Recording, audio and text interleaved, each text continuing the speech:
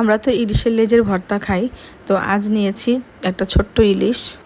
মাছটা ছোট বলে গোটা মাছটাই নিয়ে নিলাম, হলুদ লবণ আর একটু মরিচের গুঁড়ো দিয়ে মেখে নিচ্ছি। এবার এটাকে খুব ভালোভাবে ভেজে নিব।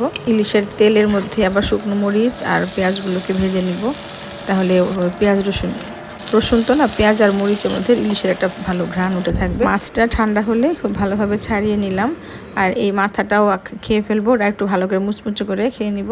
এবার মাছের কাঁটা ছাড়িয়ে পেঁয়াজগুলো শুকনো মরিচ দিয়ে খুব ভালোভাবে মেখে কাঁটা ছাড়িয়ে নেওয়া মাছ আর ওই মাছের তেলে ভাজা পেঁয়াজগুলো দিয়ে খুব ভালোভাবে মেখে নিব। ইলিশ মাছের ভর্তায় সবসময় শুকনো মরিচই ব্যবহার করা হয়, এতে টেস্ট ভালো হয়। আপনি চাইলে অন্য মরিচও ব্যবহার করতে পারেন, আবার ঝাল যে যেমন খাবেন সেই পরিমাণে ঝাল দিবেন। আর আমরা এখানে সবটা মাখিয়ে নিলাম। এবার দিব একটুখানি লেবুর রস। লেবুর রসটা দিলে ওটা একটু আরেকটু মজা হয়, আর লেবুর রস এই ভর্তাতে নতুন একটা মাত্রা যোগ করে, খুব খেতে ভালো লাগে। এই তো সব কিছু মিশিয়ে নিলে তৈরি হয়ে গেল আমাদের মজাদার ইলিশের ভর্তা।